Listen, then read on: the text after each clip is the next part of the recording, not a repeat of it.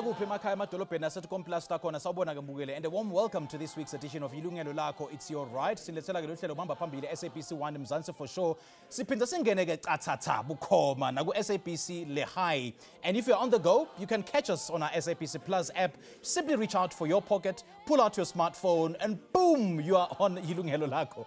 And today we focus on the chilling effects of one of our city's underbellies, the hijacking of properties by syndicates who continue to unleash a reign of terror.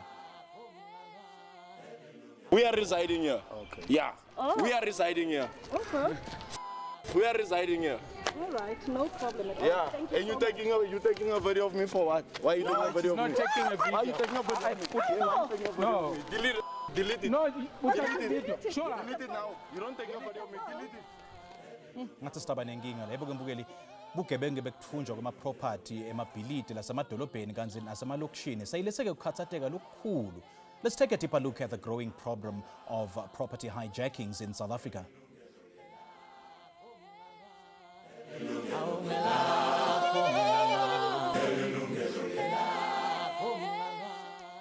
Across South Africa, homes are being stolen, not only by force, but by forged papers, inside connections, and broken trust.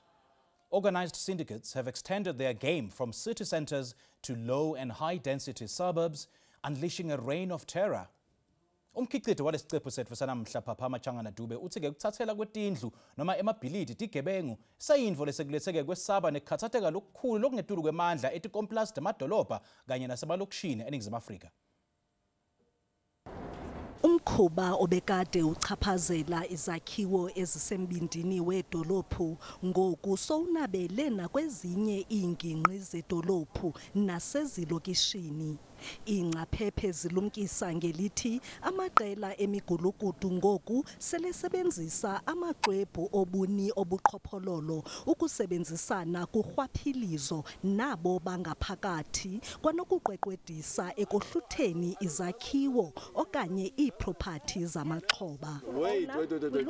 So that's only, hello, excuse me, one person at a time. You shut your mouth, you. One person at a time, you understand me? No, but Can you shut up? Can you shut up? Okay, I shut up. Yeah. Utshanje ibinguphantsi phezulu phaya kwisabhabhu yaseBezuidenwood Valley eGauteng. All right, no problem at all. Yeah. Thank you And so much.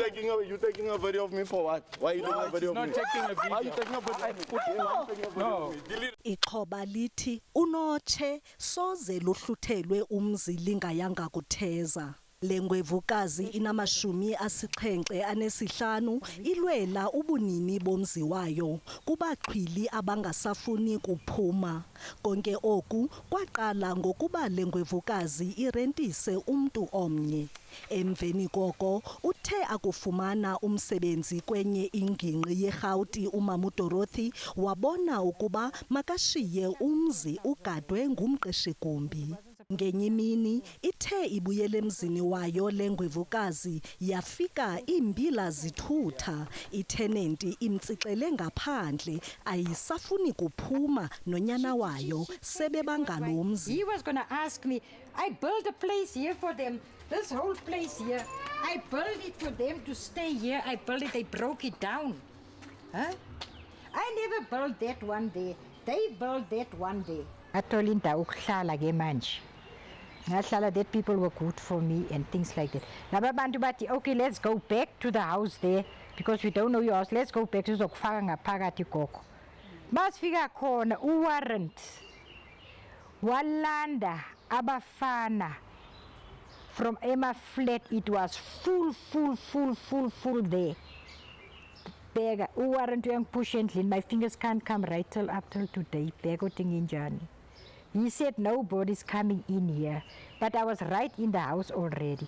So the people said no, we're bringing Gogo back to this house. But because bangibiza Antoli, not Dorothy. But Antoli was dicing in Lu. I think that I've never done. Angithi ubaba khona wakhokha nje le mali for irente. I will delete. I don't have a problem. It's not even anything. But how do we know that when you run out with his with a No, but you took my stuff. what did you I take? take nothing. Check it. No, what did you take? I don't even How know. do we know that How you do didn't I know? take? You don't do that though. Check. Abadidiyeli balenqubo nabo bazibone sebephepha amabhozo xeshikweni beyochola amanqaku elibali. Seyingunyaka wesibhozo lo uMama Dorothy elangazelela ubulungisa. Kungoku nje inhlungu yakhe seyide yabe iphambi kwenkundla zamatyala. Kude kube ngoku usengumuntu ongenakhaya. Kodwa akakalilahli ithemba. Kunjawo njoku uzimisele ekulweleni umzi wakhe. Lento ilikhaya ayisosakhiwo okanye tyalomali nje, kodwa ikwasisidima nelifa lomuntu, imbali yomuntu. Ukuba urhanela ukuba ulixhoba lokohluthelwa okanye ukuqweqwediselwa umzi wakho, ukhuthazwa ukuba utsalele abakwantsasana igqwetha lakho okanye uhlabikhwelo kwiinkokheli zasekuhlaleni. Auntie, see you in court, ne? Ask him to someone bring you to court, ne? Phaphama Changana Dube, yilungelo lakho. Sibonga kalumbiko ke manje ukhuluma kabanti ngalendzaba sesimukele tivakashi lethu namhla sinamphomo Khehle longummeli siphinde samukele ke naSibusiso Hadebe yena ke ulihlahlandlela lemalungelo ebantfu nemphakathi eBezuidenhout Valley lenye ke indzawo lapho ke kunembi ema-hijacked buildings. Thank you so much for joining us sanimukele enhlelweni. Sawubona bode. Hey ya nekushaqisa ligogo lesicetha ukubona la. Kakhulu. Uthini kumbono wakho? What's your thoughts on this insert? Izusubhlungu because umama umuntu omdala and ubhuti ngiyakuzwa ngathi ubaba bakhe beyi tenant. Yeah. So now they hijacked the building because bebahlala lapha yana bacashile naba safuna ukuhamba umama manje homeless. It's very sad. Very very sad. And uhlala at home and I just hope ukuthi umthetho ukhona umsiza. Yeah. And Sibusiso, and understand ukuthi nawe ke kwele ncushungusho yendeka lapha nawe bokhona khona lapha, and we do understand ukuthi ke make lapha make Dorothy so ulahlekelwe likhaya so hlala home njoba asho ke Mpho kakhulu ngoba sine 8 years ehlala ku home. Yeah. Bengikhona yes. Maybe sichazele abantu ke ngale insert ngalokwendeka about today's discussion. Okay. So njengoba uMama Doni une 8 years ehlala ngaphandle ngokuthi ikhaya selithathiwe and nathi besingazi ukuthi sisiza umphakathi from 2009 nje South Africa yonke as a whole because nakhona akuyona into mhlambe ngayikhetha ngasho kanje but ngokubona abantu abadala mawubona ukuthi bayakhathazeka like nje ithina abafana abancane fanele sisukume ukuthi sikwazi ukulekelela umphakathi. Esikhathi esiningi kwenzeka izinto zesimanga kakhulu kubantu abadala nabancane, so thina we have to stand up, youth fanele isukume ke iyosiza. So lento le isegazini ngasho kanje because since from 2009 usakhuluma ngalo bathi abahlali basemjondolo. Yeah. I was one of the guide activists nje ngathi nje 9C province yonke sigijima sihamba nabaphathi sifunana nezitende. In fact ngithe mangiphuma njena from the varsity and then bekuumuntu DJI umuntu oculayo like nje everywhere, so benginabantu abaningi abangaziyo, no wonder why ngangena kuyo lento le ukuthi sengiyabona mangishuta kunenye inkinga so I have to leave amakhamera bese ngingenelele ke mangibona ukuthi kuyaliwa noma mhlambe kune strike ke. So same thing nokugogo amaningi amakhesi ke esibhekene nawo enje South Africa yonke as a whole. Mabe sifonela noma sikephi siyakhona ukuthi siyosiza ngoba sometimes njengoba ubheke ukuthi ugogo unesikhathi singakanani more than 8 years ahlele ngaphandle and not ekhayeni lakhe. Uma sesiya siyobuza ukuthi inkinga yikuphi sithola ukuthi no ugogo una yonke into amaphepha abiza yena athi yena masubuza ukuthi yini inkinga ke wathi no abameli yibo bathatha amaphepha then asazi ukuthi ba present abantu abawu2 same time. Same ummeli lo presenter we pro bono presenter ugogo aphinda presente labantu abahlala ngalapha endlini. Mase silandelela ke siyabona ukuthi hayi lapha kube kudlala into engekho right ke. Yeah, sa kwasithathela nje only 1 month ngathi ninyanga zangiphela. Okay. Ukuthi kuze ke ukuthi si understand ukuthi gogo Dorothy lapha walahlekelwa kanjani likhaya. Mhlambe kase sibuyele emuva sesike sichaze ke Mpho ukuthi yini ku hijacka kwema buildings ngoba sihlale sibona nje indzabeni hijacked buildings this, hijacked buildings that, ngoba ke nakukhuluma nge hijacker the first thing that comes to mind is movable assets. movable property imoto uyayihijacka ubeka sibhamu uhijacke kepha nje umuntu uhijacka njani? How does that happen? So ukuhijackwa ama-building is different forms, ane? Uthola ukuthi umuntu he was a tenant, uhlala lapha ejardini yakho. Yeah. Then maybe when usebenza maybe edrobheni, maybe or in another province. Ushiya ama-tenant lapha yana ukuthi hayi every month ngizongifakela imali. Then maloku usebenza, maybe for an example usebenza eNatal and then unendlu la eJoburg. Ama-tenant they stop paying rent manje.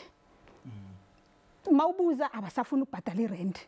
When you come bathi awusangeni asijariti yakho lana bona le mali le bebayibhadala bebayithengile indlu na manje. Bathi bebayithenga. Yeah, bathi bayithengile with the rental money that they were paying. What do they have as proof? They don't even have proof. That's the sad part. Another issue is that we have houses la siwabona ukuthi maybe kakhulu la eJoburg. Ungakaqhubeke ke because I just need to make sense out of this. Angivisisi kahle leyo. Kepha nje mbukeli sibabe khona lapho sesishelela ngasetitolo hlala kanye nathi siyabuya leli lungelo lakho. Don't go away.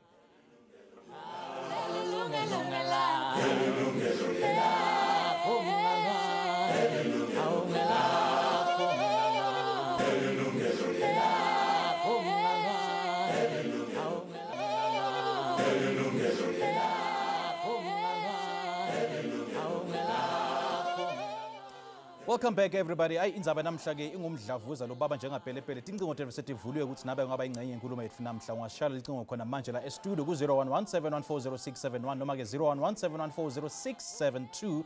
Ungasithumela futhi na WhatsApp ku 0608449857. You can email your views, your thoughts, your questions to consumer@sabc.co.za. Ungasinza futhi na ku Facebook. Namhla ke sikhuluma ke ngekuntshontshwa kwemabhilidi noma ke kwetindlu, the hijackings of properties, and it's mostly prevalent in Johannesburg and surrounding areas. Now, before that break, you bosichazela abantu ke ukuthi ke i-hijacking ngaba yini igama layo nekuthi ke ibangelwa yini. Usichazele ukuthi ke bantu babhadala i-rent bese ke kufika isikhathi lapho bangasafuni ukubhadala i-rent.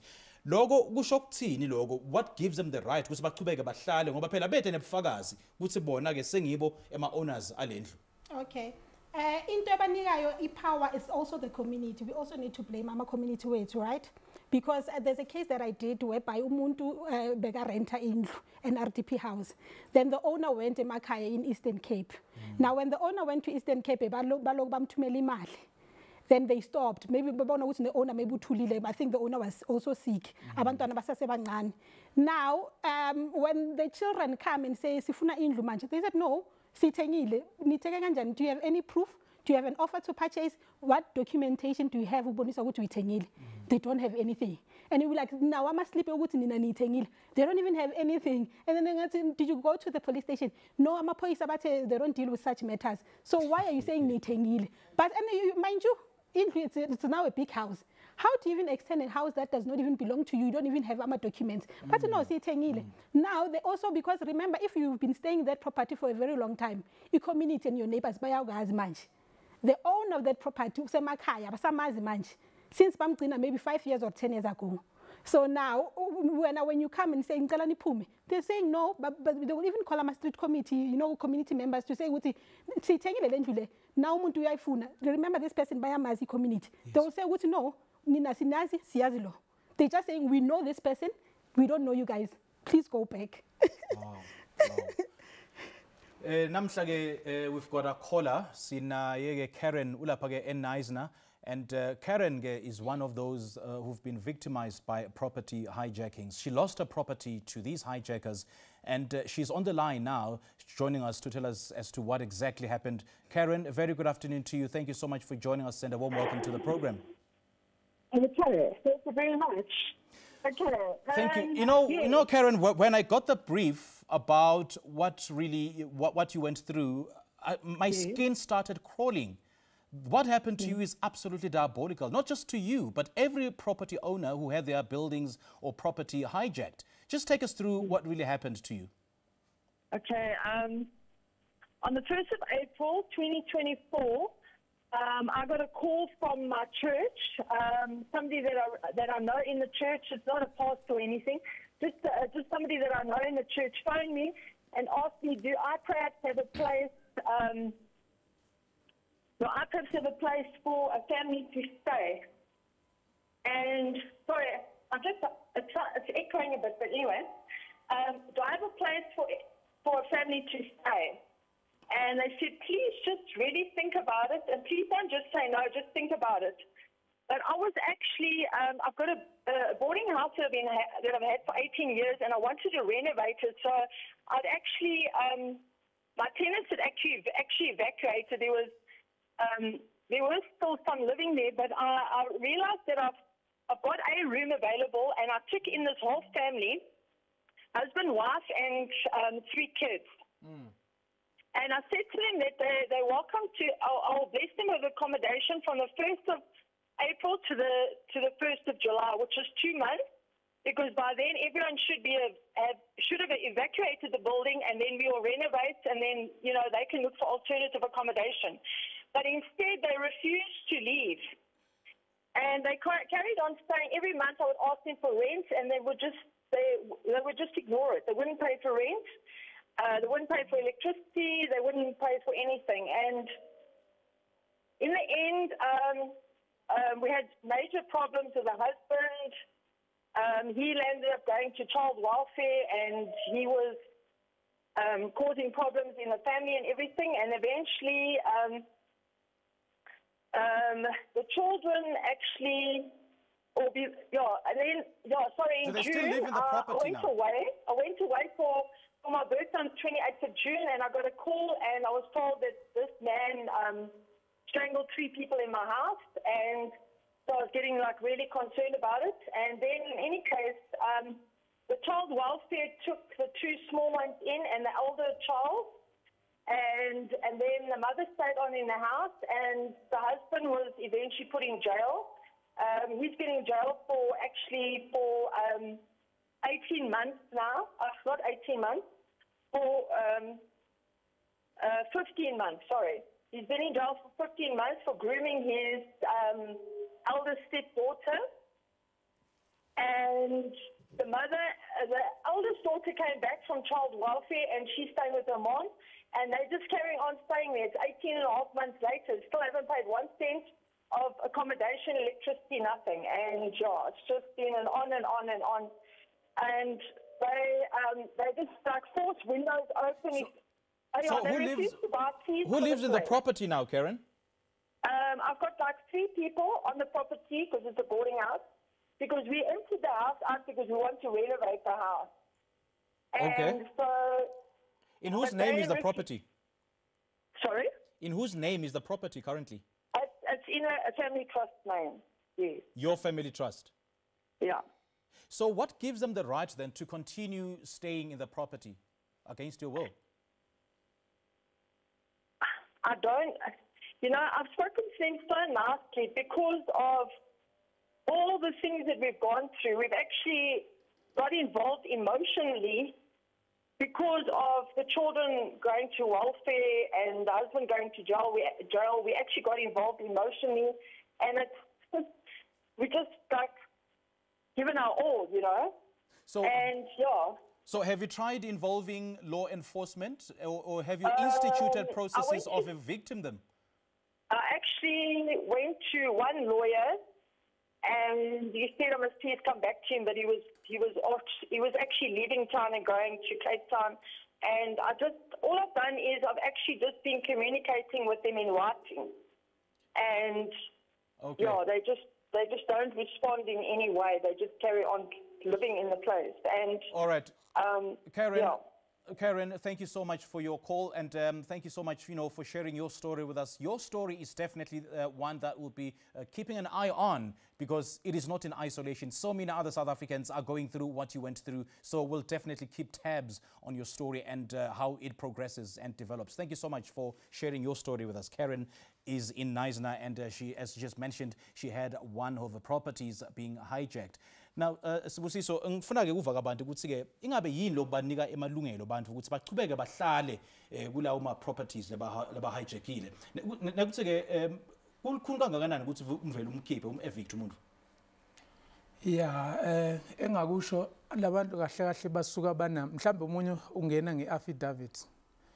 Mangikhuluma ngasemalokishini mhlambe thola ukuthi Pakistan lifika lizokhuluma nogogo ke lithi ugogo ngoba manje uyahlupheka ke ngicela ukurenta this apartment mhlambe ke akhe something like isiphazanyana ngoba sewakhile ke sokuqala lento le yama-Pakistan bese mhlambe kube lona la manejela la ngoba izinto eziningi njengase Cosmos City kulezo ndawo lezo uthola ukuthi ke kufika umuntu athi ngizocela ukwakha amanye ama-room la extra then ke sibuye sihlanganise indaba zemali angithi seyakhile ke mabe yakha nakhona bakha bengana agreement or something like kuya ngokuya bese uthola ukuthi ke so kwakha lo mcashi afune kwakha emntini walomunye umuntu kwakho yebo ufaka something extender lapha ekhoneni uma se extendile ke kusho ukuthi wena ke kuya ngokuya le mali leni yayishena enye ingena kuye so kuya ngokuye masofuna ukumkhipha athi ngeke ungikhiphe ke la and inkinga leyo because even when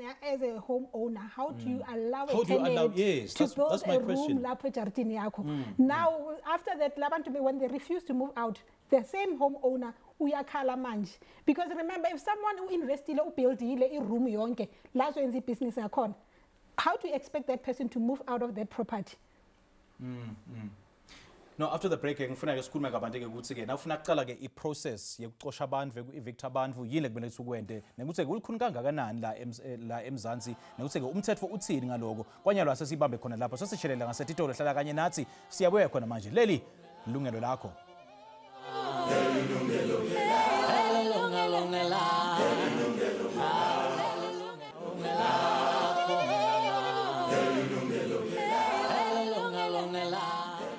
So, to take part in our conversation today, call us on our studio lines right now, 011-714-0671, number 011-714-0672. You can also send us a WhatsApp to 060-844-9857. You can also email your thoughts to consumer@sabc.co.za or interact with us on our Facebook page. Namhlanje sikhuluma ngema hijacked buildings. Nekuthi ke yini ku hijacka kuma bhilidi kubangelwa yini kwendiwa bobani nekuthi wena nangabe uyi home owner noma ke building owner ungativikela kanjani ekutheni ke ibhilidi lakho linga hijackwa lomnye ke uyadibuta ukuthi nangabe ke umuntu akasafuni ukuphuma emntini wami ndamdudula mos kulikhulu kangakanani ukuthi abantu badudule. No, that's not legal. Umuntu maybe if uhijack building yakho or maybe a tenant ungakachubeki uthi ke it's not legal, so what makes it legal for them to occupy my property without my permission? Still nabo ba wrong. It's just that when as a homeowner you need to follow the law, you need to follow the law. Remember now, if umuntu is a tenant and the lease agreement maybe say pelile manje contract say pelile maybe for a year, then that person who akafuna ukuphuma, you need to go to a lawyer azokuthi azenza letter to cancel ukuthi now lease agreement yakho seyiphelile on this date, you need to move out. You still need to give the person 3 months. You cannot say ukuthi iphele this month kwamele uphume month end. You need to give the person enough time ukuthi ayenze afune indawo. Okay. Then after that 3 months leyana, if the person is refusing ukuthi aphume, even with the people that hijack ama buildings, you will also go to a lawyer and write a letter to say, if maybe you don't know the person, this property is mine. Within 3 months. If in 3 months and the person does not move out, that's where we come manje. Eviction manje. In eviction, according to IPI Act, we do the notice of motion, the founding, last IPI Act, eviction. Oh, okay. So for us to do an eviction, we need to follow the rules. There's the IPI Act. Okay. Like I'm saying, we need to do a notice of motion and founding affidavit. Google affidavit, we see a parliament. I'm a homeowner, nangama document. Lomuntu lo no hijack building yami from nini. Mina bengekho bengise matatiele ngihlala lapha yana. This person was a tenant or this person angimazi. Ngicela ukuthi nimkhiphe. We go to court with those court papers. Masifika lapha court and then obviously court izothi sihambe siyomseva lo muntu lona. Yeah. Siyamseva ngamaphepha. After that sisabuya futhi. Sibuyele court siyocala ini ukuthi court siza manje senza section 41 yePI Act ukuthi we are asking the court ukuthi can this person manje simtshela ukuthi akwamela as a court on this return date. So ikona nema time frames noma ke ma timelines. Yes, there is, there is. Okay. But then normally it will take around, remember with the notice of motion and founding, we go to court, we get a court case number. Yes. Then siyahamba siza kuma sheriff siyomseva. Then simnika 5 days ukuthi oppose. Okay. Amaphepha lawo. After 5 days leyana simnika 20 days ukuthi ayenze ama-opposing papers. And then after 20 days later, if this person against ulutho, that's when now we go back to court manje siyenza in section 4:1 ye-Pi Act ukuthi this person simnike 5 days ukuthi oppose azanga oppose. Samnika 20 days ukuthi afile opposing papers, this person did not. Siyacela manje ukuthi sinike return date nokuthi siyacela ukuthi sihambe simseve namaphepha. We are asking the court to go and serve the person again. Sihambe siyomseva. Another thing manje eviction say change. It also includes the municipality. It needs a report from the municipality. Okay. Which also might take time. Remember, you need to write a letter. The report is in your.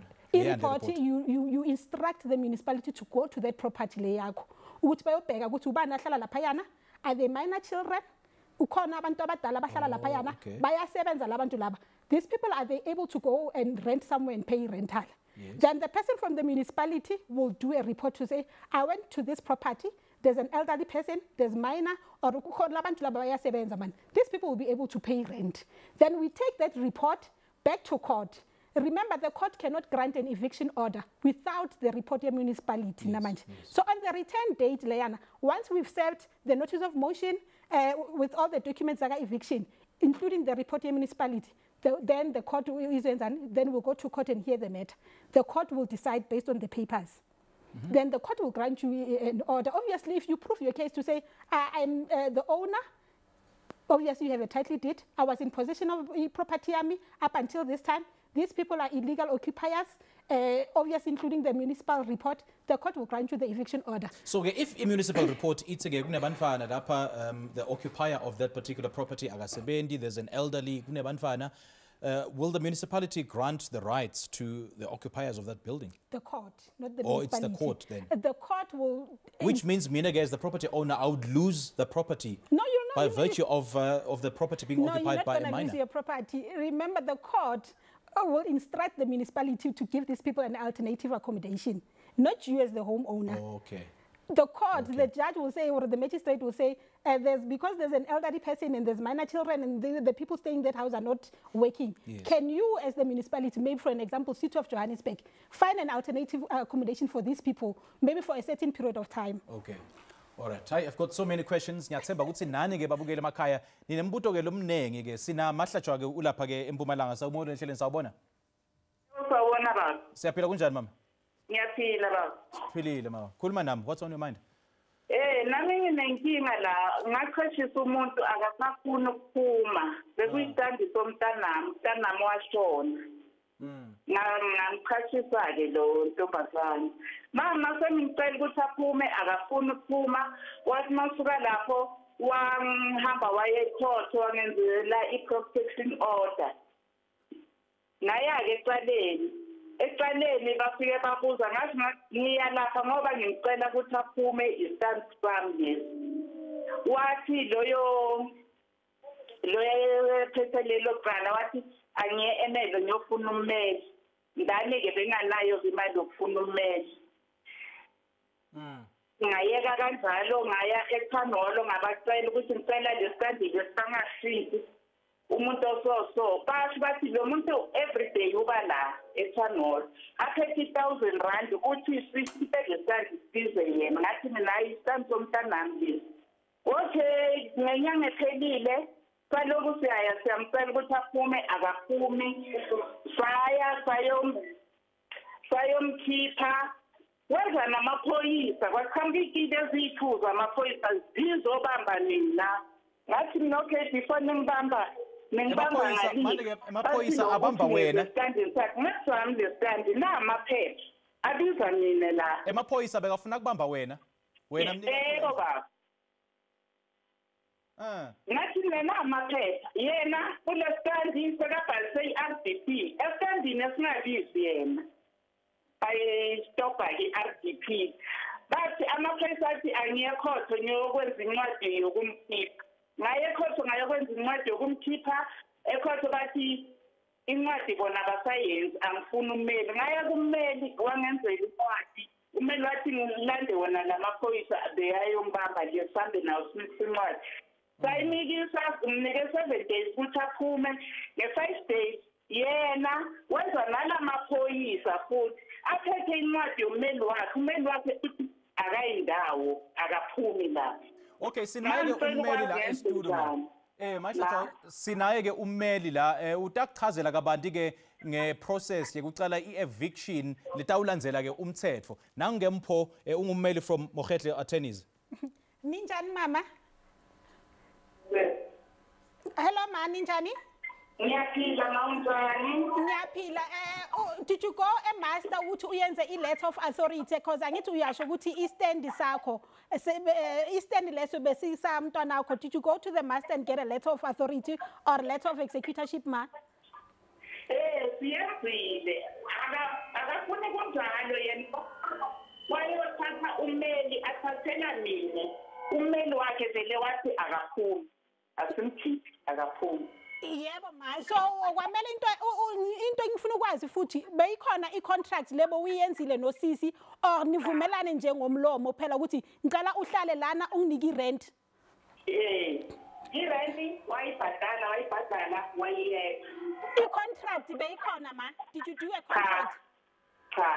Yebo, inkinga iqala lapho mama ne, and next time ngiyakucela futhi ma uzorentisa umuntu uyenze i-contract because i-contract izosho ukuthi mina umama bani ngichashisa umpho kule jardi for 5 months or for 12 months because manje awunayo i-document naye akanayo ama-document but wena into emnandi ukuthi ama-document unawo because ayakamntwana akho angithi so unayo i-letter of authority kwamele uthole ummeli azoyenza i-letter and eviction letter because angeke uqale nje uyenze i-eviction application kwamele uyenze i-letter umnike i-3 months after lapho i-letter bayenze i-application angithi mama ukuthi bamkhiphe laphayana vele iqiniso angeke umuntu nje umkhiphe uthi phuma nje because once lo muntu umkhipha nje without a court order the person uzobuyela ecourt ayenze i-spoliation application leyo ukuthi bangikhiphile lana without an eviction order so kwamele ufune ummeli aqala ayenze i-eviction letter aqeda lapho ayenze i-eviction application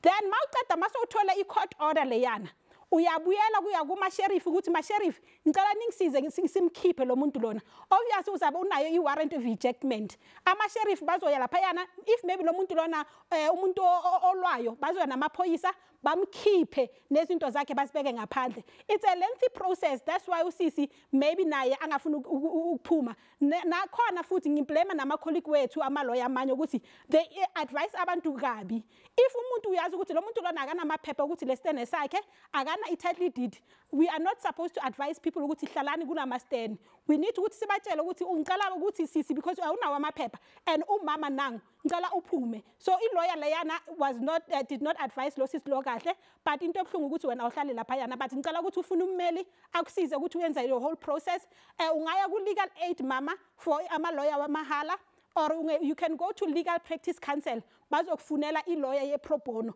ezokusizayo from start to finish mama. Ngiyabonga. Okay. So I think lokumcolo kuma ukuthi vele nje chumana neba legal aid batakunika ke ummeli mahala. Thank you so much for your call Samonke kusishayela mama. For now, let's take another commercial break. Mbukeli ungasanyakade siyabuya khona manje leli lungelo lakho.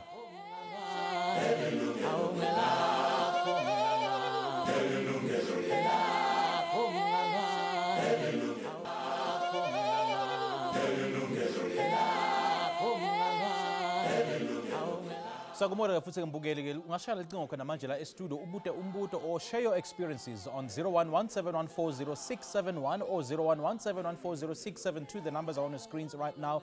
These are important numbers to call right now. Ungashaya futhi lecingo and to send your comments or questions. Ungasifumela futhi na WhatsApp ku 0608449857 noma ke usithumele i-email ku consumer@sabc.co.za. Ungasenza futhi na ku Facebook and I would imagine the amount of lines and calls and WhatsApp messages, Facebook messages that have been coming through from victims of property hijackings. We'll try to answer as much as we possibly can, but time permitting. Namhlanje sikhuluma ke ngema property hijackings nekuthi ke nangabe ke sowuthola ke sekunemuntu lo ngasafuna ukuphuma emntini wakho yini ke lo ngakulandzela ke yini ongakwenda ke according to umthetho kumkhipha lo muntu loyo. Sikhuluma ke ngema evictions.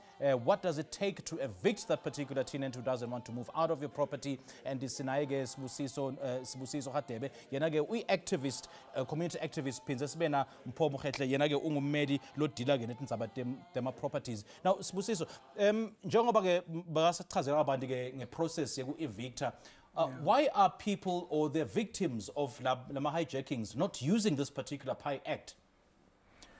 Ngingasho kanje ngithi bayayisebenzisa kodwa umuntu uma engaphakathi ekuthusela ukuthi angiphume la yenze into ofuna ukwenza and then ke abantu bayasaba njengogogo njengobuzwa la besikhona lapha ushilo lomfana ukuthi mawungabuya la ngizokushisela endlini so kuba nzima ukuthola ukuthi umuntu mhlambe ke noma ngabe those are the most cases esidila nawo uthola ukuthi noma ngabe icase sesithola incwadi from a court mase amaphoyisa bazobuyisela umuntu ngaphakathi akulula ukuthi nimkhiphe loyo muntu ngoba manje uyasho ukuthi akukho la indawo angakayitholi and then kuphela kanjalo ke and then abanye bayasaba ukuthi noma ngalithola leli khaya angeke kube nepeace ngoba manje sebakunikeza threats abantu ukuthi sizoshisa lana and kuba njalo nje nasokhuluma ngama threats ke it's now becoming a criminal offense angisho Yeah. so losiqalile ke lonkhulumo sikhuluma ngabo masipala sikhuluma ngema courts kepha ke indzaba emaphoyisa sikayithinzi emaphoyisa wona athinzeka kanjani noma ke angena kanjani noma ke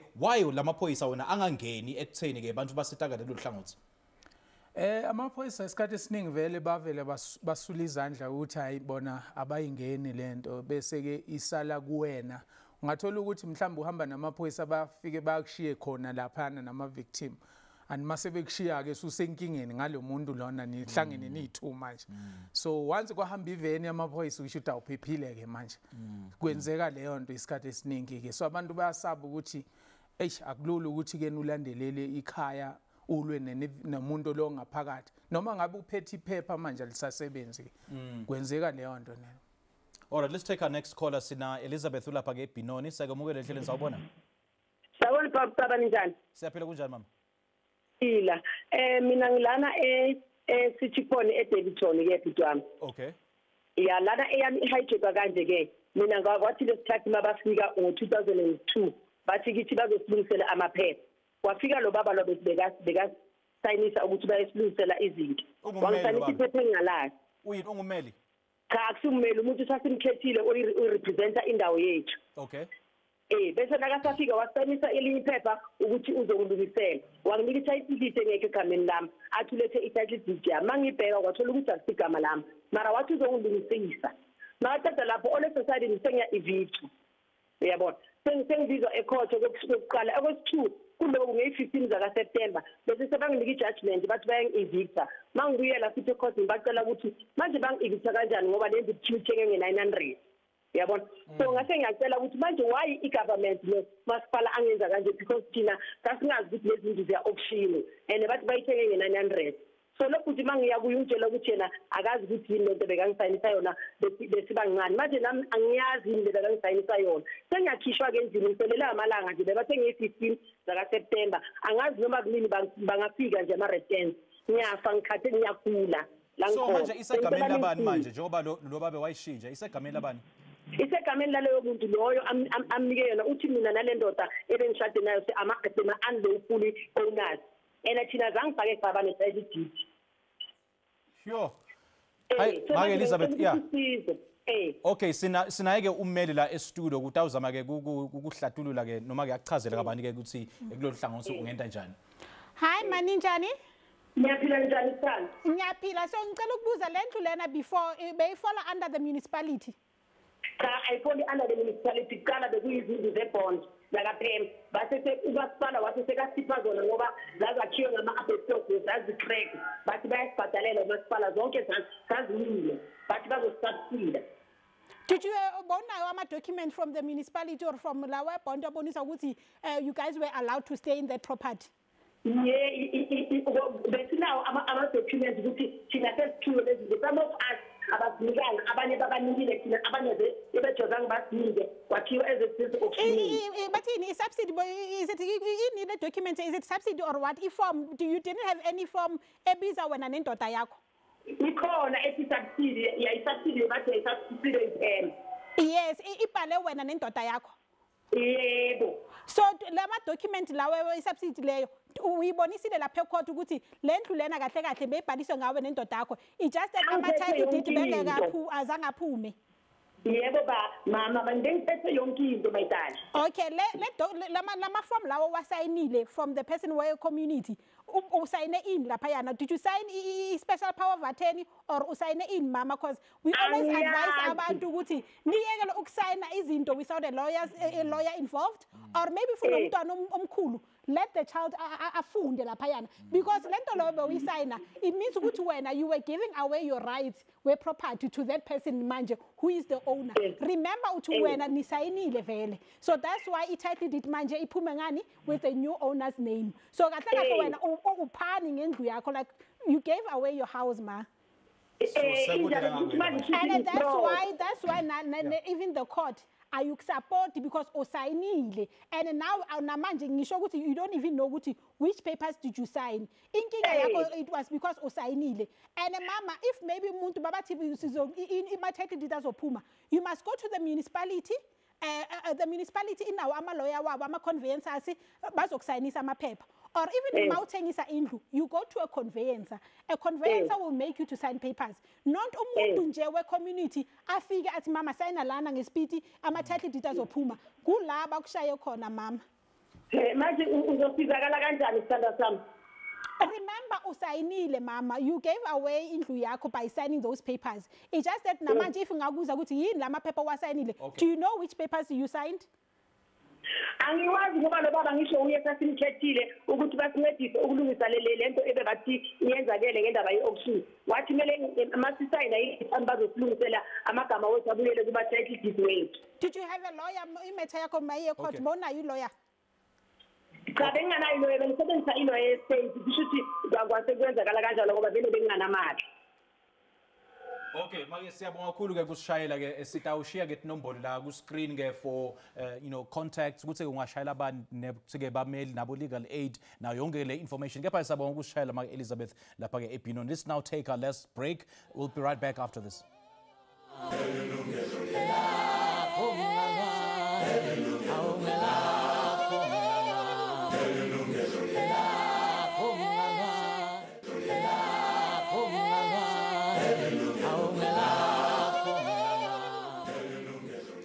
Welcome to our very final segment.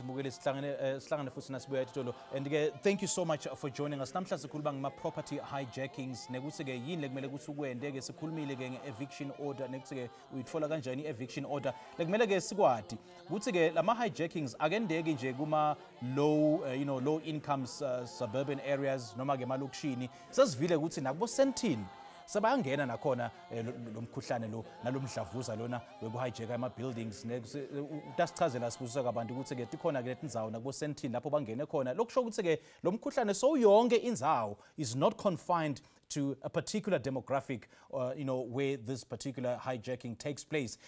Have you ever heard of success stories lapho ke i-eviction yaqala yaphumelela abantu bakhishwa ngalokusemthethweni?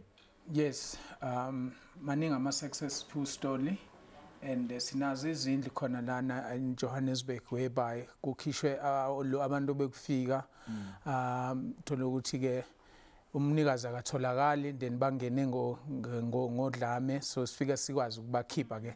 Yes, azikhona ziningi kakhulu, not in Johannesburg, ngingasho nase Mpumalanga, and then yeah, ngingathini, so sikhuluma ngama private houses nama low income houses.